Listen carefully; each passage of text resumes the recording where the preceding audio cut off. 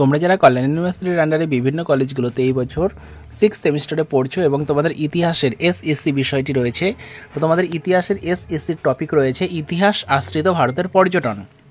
তো আজকে এখান থেকে তোমরা কোন কোন বড় প্রশ্নগুলো পরীক্ষার জন্য তৈরি করবে সেটা জানাবো। আর যারা চ্যানেলে নতুন আছে চ্যানেলটা অবশ্যই সাবস্ক্রাইব করে দিও এরকমই ভিডিও পাওয়ার জন্য। আর যারা মনে করছে এই পিডিএফ কপিটা সংগ্রহ করবে, এর মধ্যে তোমরা 2 নম্বর, 5 নম্বর, 10 নম্বরের সমস্ত প্রশ্ন উত্তর সহ পেয়ে যাবে।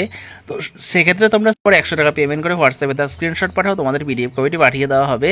তো এটি ছাড়াও তোমরা যারা 6th সেমিস্টারের বিভিন্ন বিষয়ের সাজেশন সংগ্রহ করতে চাইছো, তো সেক্ষেত্রে তোমরা স্ক্রিনে দেওয়া নম্বরে যোগাযোগ করতে পারো। দেখো, প্রথম প্রশ্ন যেটা রয়েছে তোমাদের, টেকসই পর্যটন কি?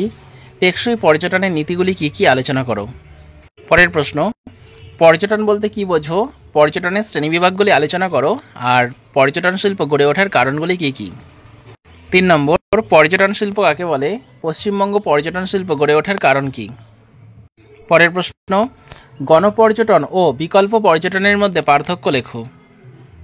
পরেরটা রয়েছে ইকো ট্যুরিজমের গুরুত্ব ও উদ্দেশ্য আলোচনা করো। পরের প্রশ্ন, দক্ষিণ ভারতের মন্দির স্থাপত্যের বৈশিষ্ট্যগুলি বর্ণনা করো।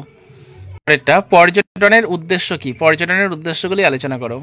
পরের প্রশ্ন, ভারতের প্রাচীন 2 মহাকাব্য রামায়ণ ও মহাভারতে উল্লেখিত কিছু ঐতিহাসিক স্থানের বিবরণ দাও। পরের প্রশ্ন দেখো, পর্যটনের সঙ্গে শিক্ষার সম্পর্ক আলোচনা করো।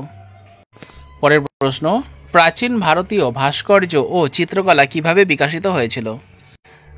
তারপরেরটা দেখো, ভারতীয় সংস্কৃতির ওপর একটি সংক্ষিপ্ত নিবন্ধ লেখো। ভারতের একটি ঐতিহাসিক স্থান ভ্রমণের অভিজ্ঞতা নিয়ে একটি প্রবন্ধ লেখো।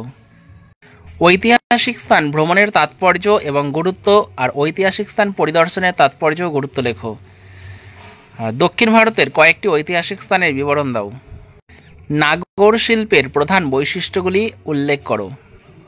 ভ্রমণকারী স্থপতির জন্য বারাণসী দর্শনীয় স্থানগুলির বিবরণ দাও, অথবা বারাণসী নগরের প্রধান পর্যটন কেন্দ্রগুলি শনাক্ত করো। রামেশ্বরম এবং ভারতীয় ভ্রমণ ঐতিহ্য সম্পর্কে যা যেন লেখো। ভারতীয় ভ্রমণ স্থান হিসাবে গয়া কতখানি গুরুত্বপূর্ণ? দ্বারকা নগরী ঐতিহাসিক নাকি পৌরাণিক উল্লেখ করে দ্বারকার উল্লেখযোগ্য দর্শনীয় স্থানগুলির বিবরণ দাও। পর্যটন কেন্দ্র হিসাবে অযোধ্যার গুরুত্ব লেখো। লালকেল্লার স্থাপত্য ও ইতিহাস বর্ণনা করো। কুতুব মিনারের বৈশিষ্ট্য আলোচনা করো। তাজমহলের স্থাপত্য শৈলী সম্পর্কে লেখো।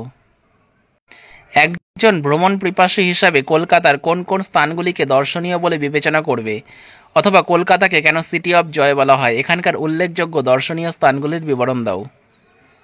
একটি ঐতিহাসিক পর্যটন স্থান হিসাবে দার্জিলিং ভ্রমণ বর্ণনা দাও। হুগলি জেলার পর্যটন স্থানগুলির বিবরণ দাও। জনপ্রিয় পর্যটন স্থান হিসাবে ডুয়ার্সের বর্ণনা দাও। উল্লেখযোগ্য পর্যটন ক্ষেত্র হিসাবে শ্রীরামপুর বর্ণনা দাও। পর্যটন কেন্দ্র হিসাবে চন্দননগরের উল্লেখযোগ্য কয়েকটি স্থানের বিবরণ দাও।